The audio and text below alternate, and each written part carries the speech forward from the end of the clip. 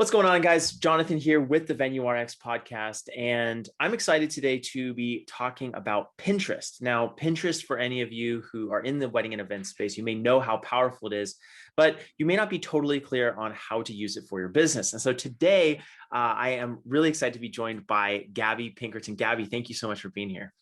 Hey, Jonathan, so happy to be here. I can nerd out about Pinterest all day, so don't hold back. We'll chat about everything.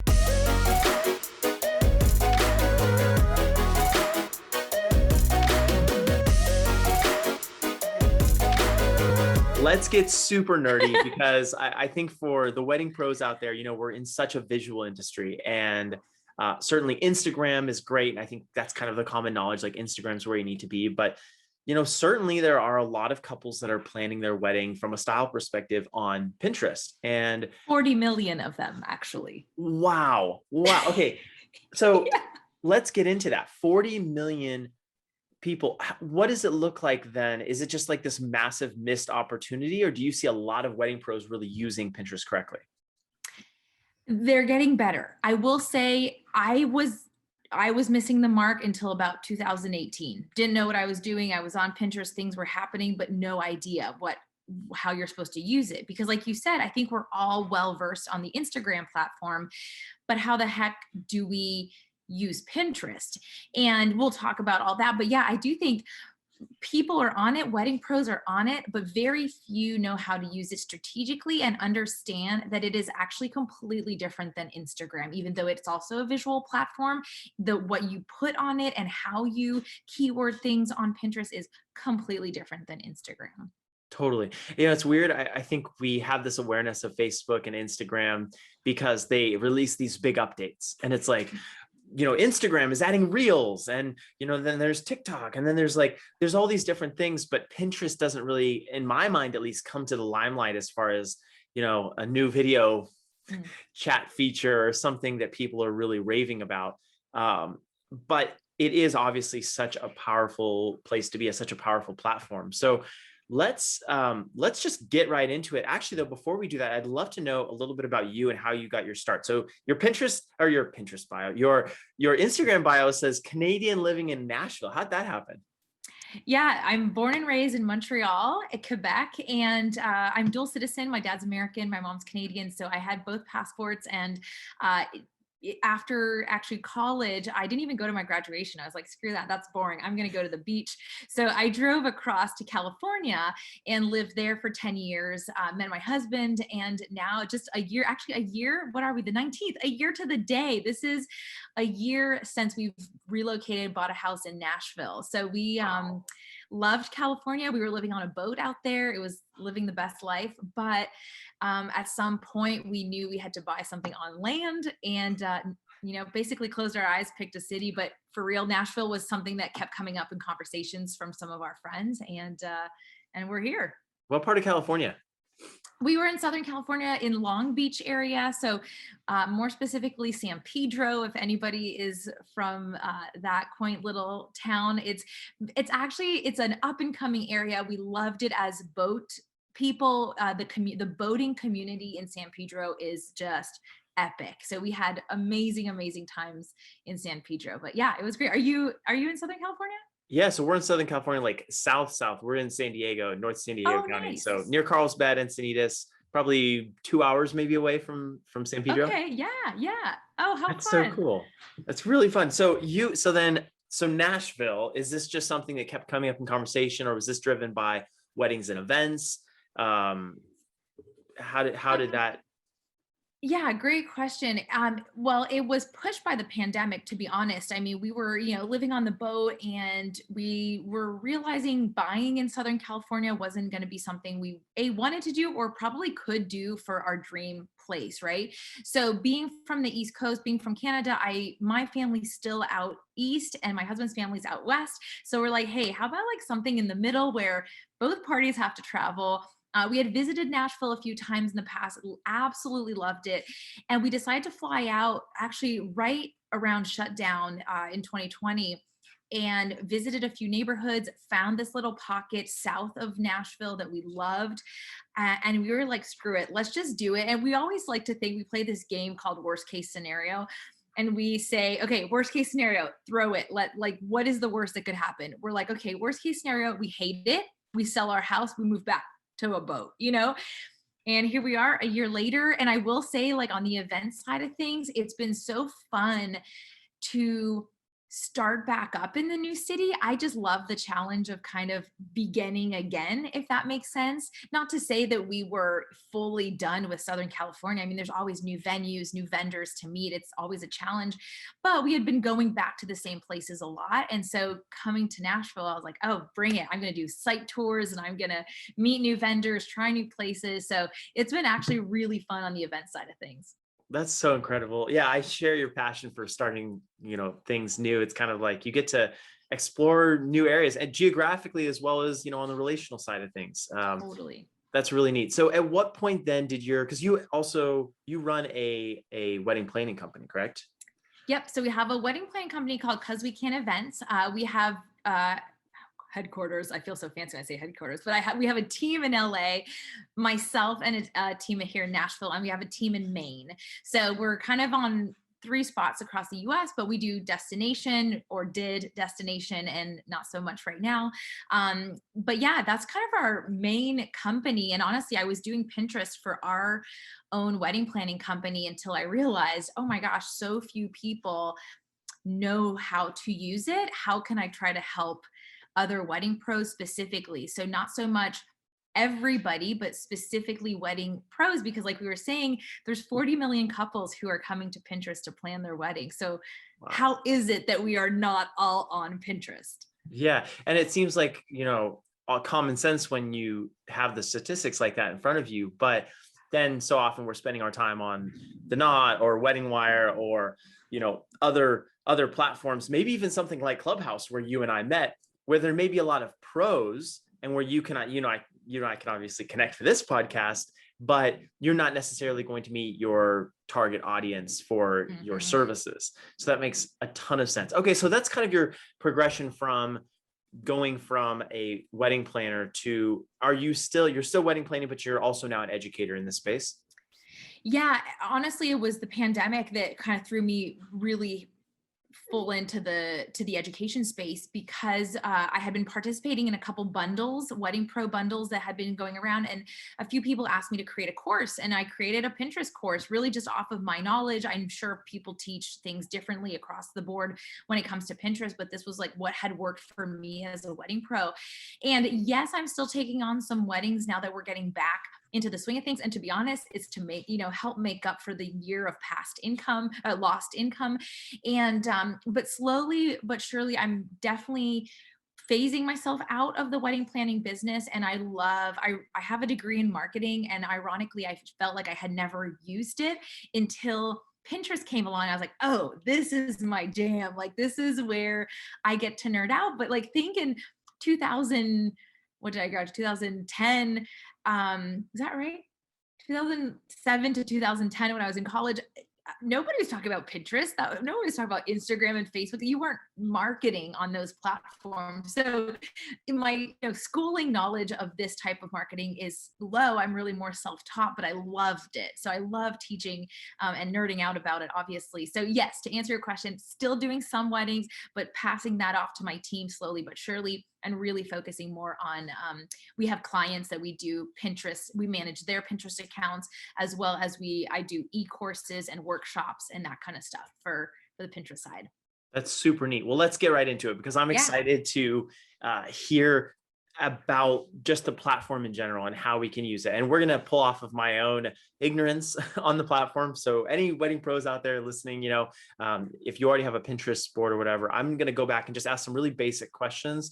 And then let's go through and just really understand, for anyone who maybe isn't on Pinterest yet, how they can use it. I would also love to talk, we are the Venue RX here. So I'd love to hone in and just ask a couple of questions specifically on how venues can use it. So first things first, how do you see, what's the strategy in your mind behind a business using Pinterest to get new clients? Yeah, so Pinterest is a very keyword based, right? So obviously images are super important, but behind every image is a caption and a title. And the keywords are really what is going to help your stuff, your content on Pinterest come up in search results. And I think that was the biggest mindset shift for me when I was starting to think about Pinterest is it's it's a search engine more than it's a social media platform. Now, not to say that there's not a little bit of social media-ness to it, because there is emoticons, there is places you can comment, you can follow accounts, and they want users to start generating content to help people engage on the platform. But at its core, it's a search engine. And when you start thinking about that, you're, as a wedding pro, you're thinking less about this like romantic storytelling of the wedding day when you're writing your captions. You're more so thinking, okay, how can I keyword my copy or my description properly so that people that are typing in that keyword in the search bar are seeing my content pop up. So I think that's kind of even the first thing that people do wrong is they try to tell us as though they're writing a beautiful blog, in that description, whereas they should really strategically be thinking about what keywords will help make this photo pop up on Pinterest. Okay, so is that kind of similar to maybe Instagram hashtags back in the day, or even YouTube? When you're thinking about YouTube SEO, you're thinking about making sure that titles, descriptions, you're repeating some of the same phrases and words so that it appears in ranking. Yes, exactly. So once upon a time, Pinterest did use hashtags, but no more. So we're now in 2021. No more hashtags are being used, because truly you can they're popping up in search results as just keywords throughout your text. So yes, you do want to think about it as YouTube. That's what I love so much actually about Pinterest and YouTube, is they do have that search engine backing of it. But yeah, so really what you want to do is you're going to want to put, some type of keyword, make your copy conversational always. What you don't want to do is be keyword stuffing, right? So California wedding venue, comma, Southern California wedding venue, comma, you don't want to be doing keyword stuffing, but you want to try to organically use those keywords in your title of your pin as well as your description. And then hopefully again in the URL. And so if people don't know, every pin, so every image you add to Pinterest is clickable, and you can control where that click goes to. So ideally you would send that traffic to your website, right? Huh. So the URL that you are putting on each pin should be relevant to the overall pin itself, the keyword. So technically should be going to a blog post is what I'm trying to say. Got it. Got it. Oh, so many questions. I was going to ask about the blog post connection there, but then also, so what are we able to use? Is there any difference in the type of material that we're allowed to use as a Pinterest pin than we would a traditional blog picture? Because I know giving credit is huge, right? Yeah. So what do we do in that case? Are there some kind of best practices around that?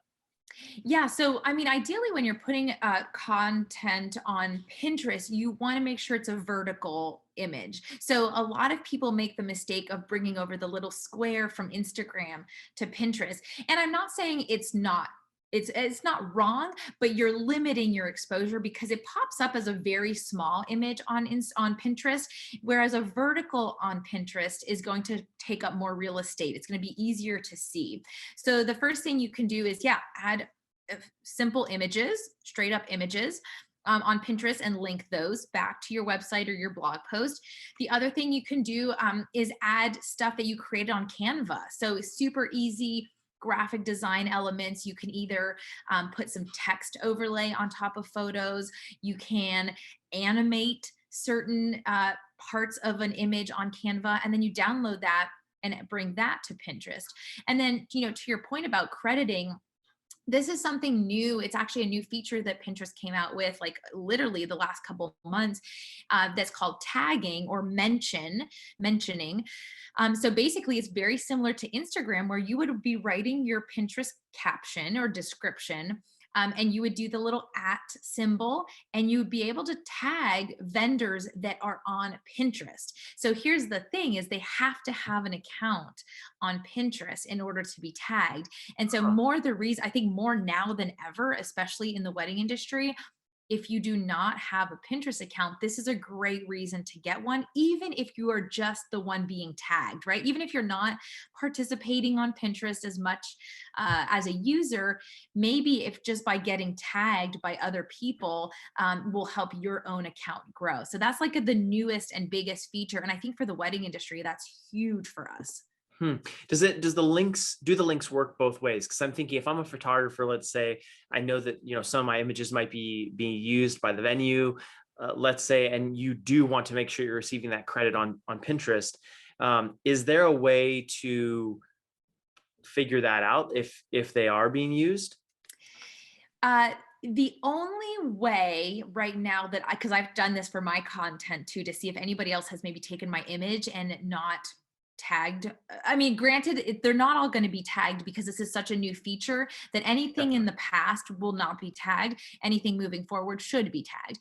But the only thing you could really do is try to do a reverse image search, either on Google or sometimes you can on Pinterest. If you click your own photo, at the bottom, Pinterest will say more like this. So they'll recommend more images like this. Now it's going to be similar images, but sometimes you might see your image that somebody took without your permission. And what you can do is simply click on that photo that was, let's call it stolen, and report it. And so Pinterest will just ask you to prove that it's your image, whether it be by a link on a blog, sending them the blog post link or your gallery link, whatever that is. And I've had that happen a couple times, and it is going to happen, right? It's going to happen. People are going to just take screenshots of photos and upload it as their own. But Pinterest is pretty good now. They can read, like this is the whole thing, is Pinterest can read images as well as text. So they can go on and screen images, and they're getting really good about making sure that there's no duplicate images, which is A, great for us business owners, but B, a little bit hard because that means we have to come up with new, different content all the time, right? We cannot we can't even reuse our own images again. Really? So, but what happens if if you do have credit? Because I'm thinking, I mean, if I'm a photographer, let's say, you're a wedding planner, right? And so if I take some images, they're beautiful, and I kind of almost want you to post them because that's more of my image, more on my brain getting out there. What happens though when I want to use that image? Let's say if I have given you permission. Yep. So it's going to be a matter of who uses it first is going to get the biggest impact on Pinterest. And that is a thing that's a little bit tricky for wedding pros, right? Is like, yeah, the photographer will deliver a gallery to everybody. What if everybody wants to add the photos to Pinterest? Yeah. Right. Well, what's going to happen is now I think people are going to start to have conversations of saying, all right, well, I'm going to use images 1 through 10. You use image 10 through 11 through 20, because the first person to put that photo on Pinterest is going to get the traffic. Now, if the second vendor adds that same photo again with proper tagging, of course, the Pinterest will have said, wait a minute, we already saw this photo, so we're not going to send traffic to the second photo. We're going to just continue to send traffic to the first photo because that's the original. So it's a blessing and a curse because now it creates a little bit more challenge for wedding pros to say, who has the most active Pinterest account, that person would benefit the most by adding the photos first and crediting the vendors. So that traffic will probably make a bigger impact on if the photos were added to the Pinterest account that had the biggest amount of followers or traffic, and then or decide, okay, well, this photo makes more sense for my account as a wedding planner, whereas photos of the food make more sense for the caterer to add. So I'll let you add those first, right? So it is going to be interesting to see as more and more vendors get on Pinterest, how are they going to go about splitting up the images from a gallery? Got it. That makes total sense. Let's talk about content. What types of images should different vendors be posting to be able to get traffic? Because you said the images can be linked back to their websites, blog posts, but does it have to be a blog post? Could it be like a landing page that explains services or something? Totally. Yeah, it can be any type of page, but I will challenge this and say, I always put myself in the shoes of my ideal client, right? So let's say you are your client, you're browsing Pinterest, you see a beautiful image of, I don't know, a ceremony set up at the beach, and you're like, I cannot wait to click on this and see more images from this beach ceremony. They click on it and it goes to your contact page. What a bummer, right? What a bummer, because the client is not ready to inquire yet. They Got it. want more photos, they want more information, they want tips and tricks. Like, we still have to build that like, know, and trust factor before selling to them. And so what I really recommend is the most effective place is to send them to a blog post, because you're getting them on your website, and now they're getting to see more and more images from what they clicked on, and they're getting more information. So they're seeing names of photographers, they're seeing names of DJs, caterers, whoever's involved, right? There's actual maybe tips and tricks written inside the blog post. And then there's call to action. So this is where people, wedding pros especially, we have to optimize our blog posts. If you're just writing and adding photos, your client's going to bounce. They're going to see what they wanted to see, and then they're going to leave. And it's not bad, but it's a missed opportunity for wedding pros, right? How can you optimize this blog post to create some type of call to action? Get them on your email list, get them to download a freebie, get them to, maybe they are going to schedule a call with you, but see what is the client journey that you want them to take to build the like, know, and trust factor before you get that sale. So it does take time. It's a relation, you're building that relationship, but they're coming from a very cold lead. They're a cold lead until they click through to your website. So you got to warm them up a little bit. Got it. Is Pinterest like other social media platforms that I know really like to reward actions that keep users on the platform? Because it seems like in a lot of these senses, we're pulling people off of the platform, Yeah. which from my experience in Instagram and YouTube, the platforms don't love. Ooh, I love that you asked it, Jonathan, because this is literally what Pinterest did in the last couple years. So for a long time, and how you were saying earlier, how you feel like Facebook and Instagram always has these cool updates, new features, new everything. And it's true, like Pinterest was just coasting for a really long time, it felt, right? Nothing new, nothing too techy, like they're just doing their thing. And so all of a sudden, in 2020, of course, because all things happen in 2020, but all of a sudden in 2020, Pinterest is like, you know what I'm not loving? They're like, I'm not loving that people are bouncing off of our platform and they're not seeing our ads. Like, that's the thing. Pinterest is going to make money through ads and through people scrolling and scrolling and scrolling in ads. But what's happening is, yeah, people are finding the image they love, click off and go to the business's website, which is awesome for us. But they came out with a new feature called story pins. And you may have heard about it through the grapevine. It's my personal obsession. And this is where the techiness of Pinterest finally starts coming in. The engineers are like waking up and they're like, all right, let's do something fun here. And so they basically made their own version of Instagram stories called story pins. And what it does, it's content that lives on forever. So it does not disappear after 24 hours, but it is a scrolling gallery, I guess, or kind of Instagram story style scrolling thing. I don't know how else to describe it. Is it a feed? Is it like a feed? Like all of the different accounts that you follow are going to be listed there, or is it like? Nope. It's Okay. its own. So like I'll create a story pin and it'll Okay. show up on the app, it'll be a circle of my face, and it's kind of like an Instagram story where it's Okay. highlighted, right? You click on it and it basically pulls up this story pin I just created. And it's basically slides, like swipeable slides, either video or images or a combination of both. And the thing is, it does not link out. So what it does is it creates more time spent on the platform. So people are scrolling through the story pin, and the very last slide, Pinterest defaults that to the photo of my face and my clickable profile. So what they want people to do, what they want users to do, is to swipe through my story and like it so much that they click through to my face and go to my Pinterest profile where they could follow me. They could see more content I created. They could see more story pins. They could get to know me as a Pinterest creator as opposed to just knowing my one photo, right? And then going to my website. So this is their way to keep people on the platform. Has it caused an uproar? Of course, because business owners are like, wait, we want people to go to our website. But here's the thing is this makes Pinterest happy.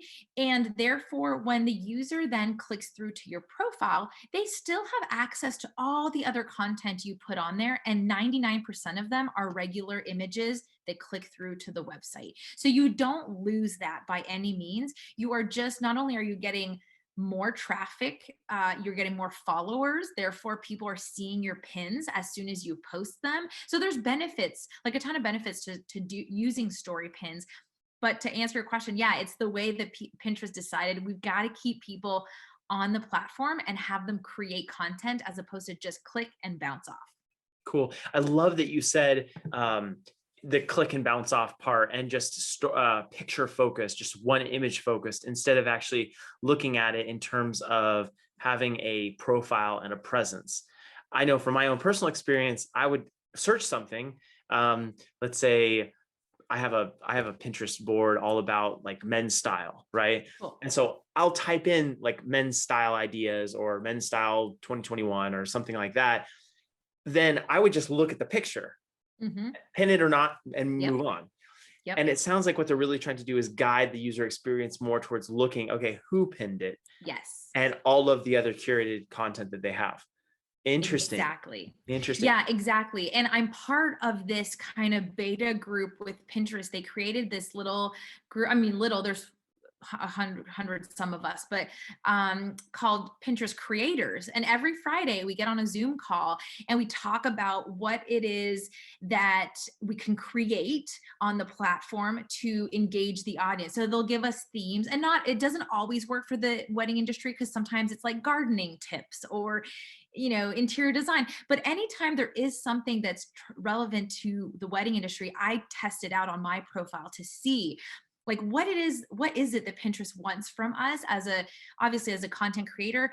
But also this helps my clients on the Pinterest side of things, like us creating content for them. I have kind of inside information on what it is that Pinterest is going to want coming up and how we can get our clients at the top of the feeds for those trending keywords or trending prompts or whatever it is that they want. Got it. I love that. That's a really, really, really useful offering right now, the service offering that you have, because I know that with everything else that's going on right now with, reels, with spending time on blog posts, with, there are all these different places for the business owner to be, being able to reach out to you and say, hey, can you help me out with this? It just makes sense from a scalability standpoint.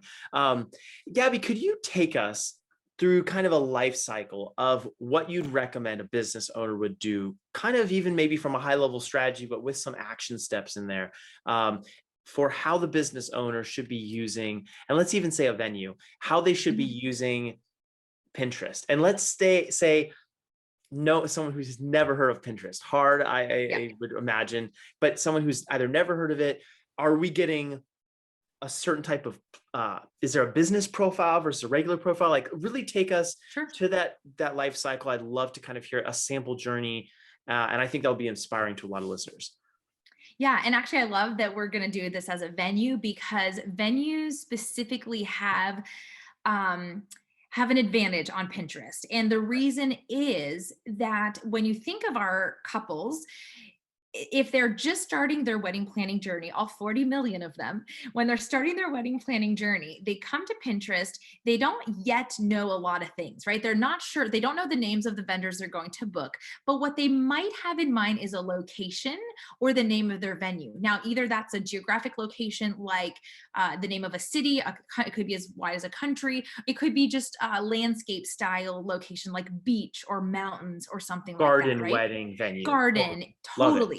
So where venues have a huge advantage, and honestly, my goal is really to get venues, as in terms of wedding pros, venues need to get on here first, get on Pinterest first, is because they're going to be able to capture those couples first, because a lot of the times their keywords that we're going to be using for venues are location based, right? Or landscape, what I'm calling landscape based. So either we're going to be talking about this venue being in a specific city.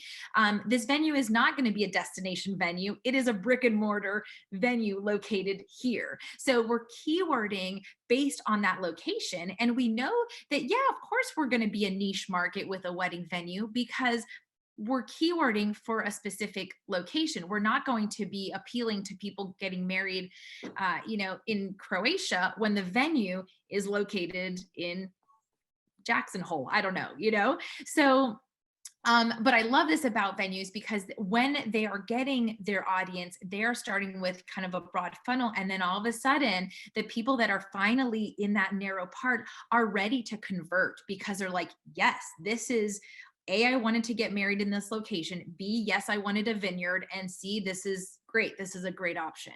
So starting a venue Instagram or Pinterest account. Sorry, I don't know why I was on Instagram this morning. Starting a venue Pinterest account. Yeah, the first thing you need to do, and this goes for all wedding pros, but converting, if you have a currently existing profile, make sure that you convert it to business or start a brand new one and make it a business account. Now, the only reason I would have you convert a personal to a business is if you already have traffic on that personal account that is relevant to your wedding venue. If it is irrelevant in the sense like men's fashion, if you have personal boards, right, that you're getting traffic to pins that are absolutely not relevant to your business, don't worry about it. Let that be your personal account. Let's start from scratch. Let's start a brand new business account. So that would got to be the first step. And of course, in that business account, we want to make sure we're optimizing all the keywords. So you would complete your bio, you would add your profile name, a beautiful photo of your venue. So you really have to optimize it to make sure that if someone lands on there, they can quickly see and read who you are, what you do, and who you do it for, right? Be very specific. And I do think, earlier, Jonathan, before we were recording, you were saying, what are some missed opportunities or mistakes that wedding pros are making? And one of the things is they're trying to target too broad. They're trying to target everybody and anybody. And you're doing yourself and your clients a disservice because they're coming to Pinterest with some keywords in mind, right? So they're going to say Los Angeles wedding venue. They're not just going to say wedding venue, So Totally. They're drilling in. yes, Yeah. drilling in, get specific. And I just think, people get nervous. Well, I'm going to miss out on traffic. It doesn't matter. The traffic that you are going to get is going to be very specific and way higher converting, if that makes sense, than if you're trying to get 1 million views, but only 30, are taking action. Like, get very specific with your keywords. So that'll kind of be the first thing. And then once your profile is optimized, start adding boards, right? So on Pinterest, basically how it is you have your profile, you have boards, which are basically larger categories. And within each board, you have individual pins, which are the individual images that click back to a blog post or a landing page or whatever that is. So even in your boards, get specific. Don't just call your board wedding ideas. Call it boho inspired wedding ideas, or call it, sage green and pink, blush pink wedding ideas. Like, get specific, but make sure it's of course relevant to your business. So a lot of the times I'll also see, things that might, like for a wedding venue, actually where they're at an advantage is they can target all sorts of categories when it comes to wedding information because they're the bigger category, if that makes sense. The venue kind of then can spin out to photography and planning and florals and stuff. So they can show images of everything that happens in their wedding venue. So it makes sense to have boards that say, certain color palette style weddings that are seen at their wedding venue, or different styles, boho or modern wedding inspiration at their wedding venue and stuff like that. They could also have a board, and this goes for all wedding pros, about tips and tricks, right? Relevant. I'm not going to give photography, well, as a wedding planner, I guess maybe, but as a let's say a wedding photographer will probably not give tips and tricks about wedding Catering. food, Yeah, catering, absolutely. Yeah. exactly, right? That's irrelevant to their business somewhat. So anyway, those are kind of ideas that you can start with, but don't be afraid. I think the overall note thing is here is don't be afraid to get specific, like niche down and figure out really who you are, what you do, and who you do it for specifically. That makes so much sense. I do have a question Mhm. about that. When you were talking, you mentioned creating pins, right? And this is, I assume, user generated content. As a venue, I am taking a picture of the venue, or I'm, maybe I'm creating the content and I'm putting it on the platform. My experience with Pinterest so far, and I think many other pros, has been pinning other images that have been Mm, created. And so, right. what is your opinion on that? Like, if you create a board, does it all need to be content that you created, or can there be some inspiration posts that are pinned from somewhere else? Is that Totally. a best practice, or should you stay far away from that?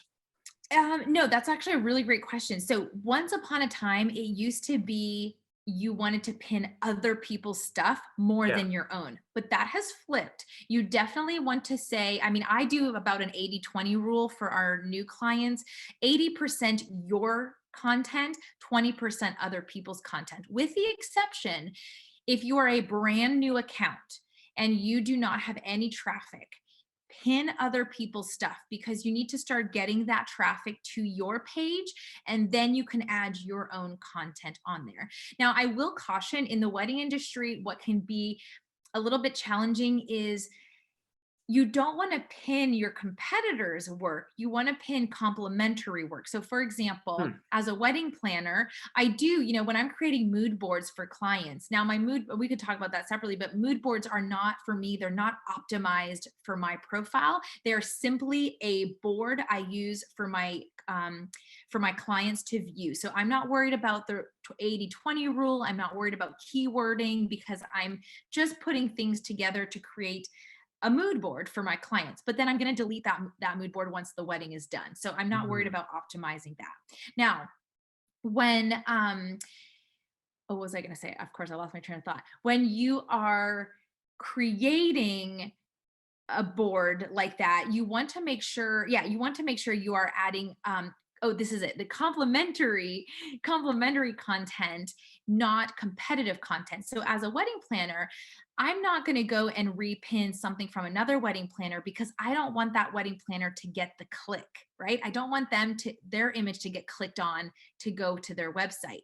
Instead, I might try to find an image that I liked from their stuff, but maybe on the photographer's page. So if I could, that takes a little more poking around, but if I saw that a wedding planner posted a beautiful inspirational image that I was like, oh, my client would love this, I'm going to try to find that version maybe on the photographer's page and grab the photographer's photo, if that makes sense. So that Got if the photographer gets the click, it's a photographer, it's not another competitor wedding planner. Now, that's not always possible. I know that's like a lot of extra work and I don't think it's necessary, but it goes back to the point of regardless over time, you're going to just want to focus on creating or adding your own unique content, less of other people's. Got it. I'm so glad you clarified that. I was thinking, if I'm a venue, I'm a beautiful garden venue, and then I create a Pinterest board that says garden wedding venues in winter or something, right? Winter in San Diego, I know, is a little different than winter in other parts of the country. But if I'm going to have that type of board, I probably don't want to pin other places, except maybe could you do something that's so remarkably different from your space that it doesn't really matter, like England, Sure. Africa, like really go big so that there's no competition there. You could, I just don't know what the purpose would be, right? What I guess what service would it do to you, to your account Well, by I'm saying as pinning far as others? I totally see what you're saying there, but as far as like an Is it thing? inspiration, like a beautiful tablescape Oh, or design wise. design wise, how Yeah. they did an archway or something Oh, like that. totally. Yeah, absolutely. Yeah. And I see this all the time. People do have vendors of all sorts have inspiration accounts, right? Or boards, inspiration boards, where, yeah, you can absolutely say, like, this art would be pretty in our venue, like at our wedding venue. You Mhm. absolutely, But not totally. pinning something that a venue does down the road, maybe. Ideally. Oh, Yeah. got it. Ideally, you'd want to avoid that. Got it, got it, got it. Okay, that makes sense. I was like, I how? mean, and I'm all for, like, of course, cross promoting and supporting each other. And I think that's when vendor teams that work together on a wedding or a project, they're constantly repinning each other's stuff. But yeah, it is a bit of a game. You want to make sure that the numbers and the clicks are going back to your website more than someone else's, without, of course, harming the other person's account. We're not bashing their account. We're just not adding their content to our page. Totally, which makes total sense. Let's go back and talk about the content a little bit more, because I think, again, to the so many different options as far as where a wedding pro can spend their time curating content. Can they repurpose story content on Instagram? So it's in the longer Mhm. kind of vertical format. Can they repurpose that content to putting it on Pinterest, or does the professional have to create a completely new bit of content? That's a great question. I would say you can. I would be strategic because you have two very different types of audiences on Instagram and on Pinterest. Okay. And Pinterest came out and said, we want to be the platform that is the most inspiring, right? So Instagram, you're like, Instagram's a little competitive, right? Like, you're showing off a little bit on Instagram, whereas it's curated. On Pinterest, while there are, of course, professional photos, especially in the wedding industry, it's all, perfectly set photographed images. The story pins portion is more behind the scenes, or how to's, or decor setups, and they want to see a little more raw, behind the scenes, inspirational, very positive platform. So, yes, if that's something you shared on Instagram stories, what you'd have to do is, of course, save to like every individual story to your camera roll, and absolutely upload it to Pinterest. It's worth a try. And I think this is what I love also about Pinterest is you're not penalized if a pin falls flat, right? You're only just doing better if it does good, but you're not Okay. going into the negative if it does bad. So I do this all the time. I will try something and it'll bomb, and I'll be like, okay, that didn't work. Moving on to the next thing, right? So that's what I love about Pinterest. Don't be afraid to test something. Nobody is refreshing your page being like, oh my God, I cannot believe they, right? Like, they're not. Totally. Um, then the other thing too, what I think you should not do is share your Instagram reel to Pinterest. Now, what I mean by that is on your phone, I think you can click your Instagram reel, the three dots, and it can say share to Pinterest directly. Like, could copy it directly over to Pinterest. Don't do that, because it is not optimized for Pinterest. It has your reel on Instagram has hashtags in it. It has whatever caption you gave it that is irrelevant to Pinterest. Hmm. So if you are going to repurpose your reel or your TikTok, save it to your camera roll first as its own video, then come over to Pinterest and upload it. Add your title, change your caption, remove the hashtags, like, do your optimizing on Pinterest and then add it. And I will say, reels have not been doing great on Pinterest unless, again, they are super visually inspirational. So the ones that stuff like pointing at words does not do great, whereas a walkthrough of a venue or a setup of a tablescape, something like that, like behind the scenes, that does really well. So I would just say, be very mindful of the stuff that you take from one platform to the other, because they don't always work with each other. Got it. Got it. I love that. I think my temptation, maybe others out there as well, would be like, what content have I already created that I can repurpose so that I, cut down on my workflow? Yes. So then that makes a lot of sense. And Reels, so it sounds like there's support on Pinterest for both videos and pictures. Correct. Yeah. And they're pushing videos like crazy, which is Huh. so frustrating because it's so much more work. But again, that could be very easy. Like I said, I always give this example of behind the scenes of setting up a tablescape at a wedding. No matter what vendor you are, it could be as a photographer behind the scenes shooting the tablescape, like behind the scenes, how to's, DIYs, like something that's not necessarily educational, just fun to watch, inspirational, like Entertainment. just Yeah. entertainment. And it's, yeah, that's what people want to see. So yeah, I do encourage video. They are pushing video a lot. They have a built-in audio in the app. So when you're creating either a story pin or a video pin, they have music that you can use on there. They also have voice.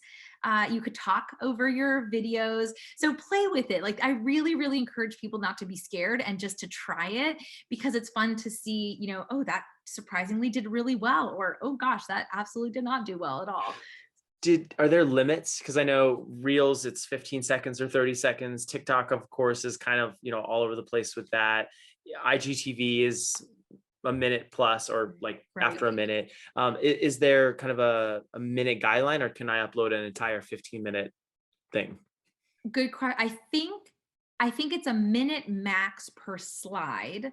Got it. Okay. Um, But you could do multiple slides kind of you in could do a, multiple slides. Absolutely. I think it's up to 20. So okay. 20 minutes Got it. total. Yeah. Got it. Are you familiar, or are you aware, and I don't know if you've tested this out or not, or seen something in any of the creator groups, but I know it seems to me that different people's Instagram profiles are different, like the features that they Right. actually have. So, I mean, I've Totally. compared my phone, it's, maybe an iPhone 11 with my buddy's 12 Pro Max and my other friend's iPhone 8. And then we're all looking at it like, this is a different, these have different features. The button placement's different. Like, what's going on here? Is it similar like that for Pinterest? Possibly, because the story pins thing is something that not everybody has. I think most have it now and you can request it, but I know that it was a slow rollout in different countries at different times. So yeah, sometimes buttons don't show up. Same thing with the tagging feature. I had it one day and someone didn't have it yet. So I think it is a slow rollout for some of those, more techie features like that. The look of it, I feel, is very basic. The look of Pinterest app, like there's not a lot of buttons and you just scroll through your feed. So I'd be curious. I actually never compared the look of it, but I do know that some features are available for some and some not for everybody yet. Got it. That's awesome. Well, I think if you're out there listening, if you're watching this on YouTube, I think Gabby is a wonderful person to talk to, and maybe you can even compare. And Gabby, if people are trying to connect with you about this, they either want you to do Pinterest work for them, or they're just looking for guidance or interested in some of the educational material you're putting out there, where can they connect with you? Yeah, I'm on YouTube. I have new videos, tutorials every Monday. It's Gabby Pinkerton. If you just search that on YouTube, I'm there. And then of course, Instagram, it's at Gabby Pinkerton, always hanging out on there when I can. And my website, gabbypinkerton.com. It's all Gabby Pinkerton. Fortunately, kept it easy. All those domains were available. Yeah, and I have some services listed on there, but of course, anybody can just kind of DM me and ask for something specific, and I'm happy to share more information about that. Awesome. And I feel like we would be remiss if we didn't mention Clubhouse, right? Which is where you and I met. So Totally. you're Gabby Pinkerton on Clubhouse as well? Gabby P.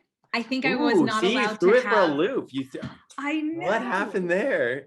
I think it was too long or something at the time. So Gabby P is what I am. Gabby P. I love it. Well, Gabby, thank you so much for coming on the show here. I think we've packed so much value in for wedding pros out there. And I know I'm going to now literally get off this call right now and go look and see, like, okay, where am I at? Because I know I have a couple of profiles floating around there with the businesses and the different things. And even for this, this channel. And that's actually something that we didn't talk about. And so maybe at a different point, we can talk about that, because I know there are wedding pros out there that service this industry, but they don't specifically have like a wedding service. Maybe they're a consultant, or maybe they are, they do some sort of tech for the industry, or like us, right? We're a podcast, an educational platform. So we might have to have you back on to talk about that.